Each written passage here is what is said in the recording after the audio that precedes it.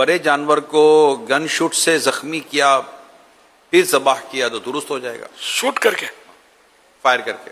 یہ تو اضافی حصہ ہے ایک جانور کو، توبہ استغفر اللہ، اور قانونی بھی جرم ہونا چاہیے، یہ قانون پکڑ لے گا اگر دیکھ لے گا تو۔ وہ پولیس آنکھ آڑا کان کر دے وہ الگ بات ہے، قانونی یہ کوئی یہ کھلونا تھوڑی ہے جس کو دیکھو کھیل رہا ہے اس سے، تو بالکل یعنی کہ شوٹ نہ کیا جائے، اور اس کو جو پروپر طریقہ ہے گرانے کا، باندھنے کا، اسی کے مطابق اس کو ذبح کیا جائے۔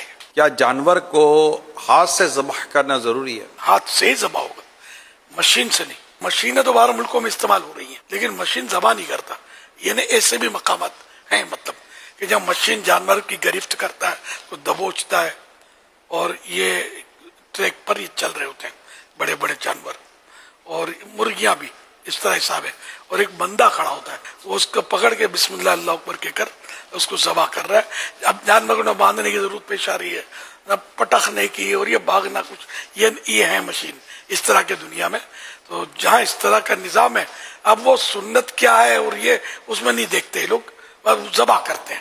تو وہ ذبح شرعی اگر ہے جہاں پر ہر مشین ذبح، اس طرح چوری والے نہیں ہوتے، خود مشین بھی ذبح بن جاتا ہے، تو مشینی ذبیحہ یہ تو حرام ہے، اور یہ مشینی ذبیحہ نہیں ہے، یہ مشینی گرفت ہے جانور کی، اور ذبیحہ یہ مسلمان کے ہاتھ کا ہے، تو یہ حلال ہے۔ کیا عقیقے کا جانور گھر پہ ذبح کر سکتے ہیں؟ عقیقے کا ہو یا قربانی کا ہو، گھر پہ ذبح کرنے کی تو ممانت ہے ہی نہیں نا جانور۔ عقیقہ کرتے وقت بچی کا نام لینا ضروری ہے؟ نیت ہو کہ یہ اپنی بچی، اپنے بچے کے لیے میں عقیقہ کر رہا ہوں۔ مرغیوں کو ذبح کرتے وقت ان کی زبان چونچ کے نیچے دبائی جاتی ہے، اس کی کیا حیثیت ہے؟ تو بات ہو، یہ اضافی حصہ ہے، دیکھا میں نے، تو بس قوم ہے ایک پوری، شاید اس میں یہ رائج ہے، وہ زبان کو کھینچ کے دو چانچوں کے درمیان بیچاری کو ادموئی کر کے پھر یہ ذبح کرتے ہیں۔ جو بھی میری بات سن رہے مہربانی کر کے ایسا نہ کریں۔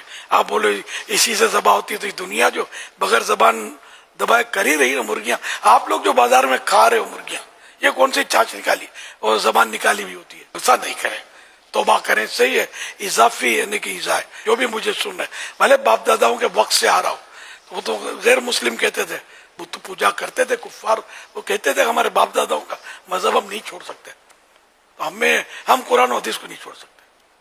باپ دادا قرآن و حدیث کے مطابق ہیں، ویل اینڈ گڈ، نہیں ہے ان کی بات ہم نہیں مانیں گے، ہم قرآن و حدیث کی بات مانیں گے، اللہ اور رسول کی بات مانیں گے۔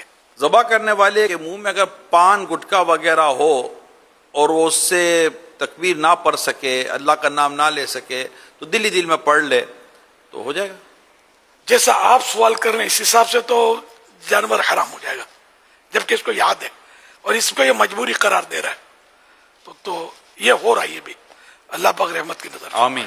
کیا جانور کو ذبح سے قبل آخری مرتبہ چارہ پانی جو دکھایا جاتا ہے اس پر بھی ثواب ملتا ہے؟ یہ آخری میں چارہ پانی دکھانا، اس کے تعلق سے کیا فرماتے ہیں آپ؟ حضرت مفتی احمد یار خان رحمۃ اللہ علیہ مرآت شریف میں لکھتے ہیں کہ شرعی حکم تو یہ ہے کہ شکم سیر یعنی پیٹ بھرے جانور کو بھی ذبح سے پہلے کھانا پانی دکھا لو، کھلا لو۔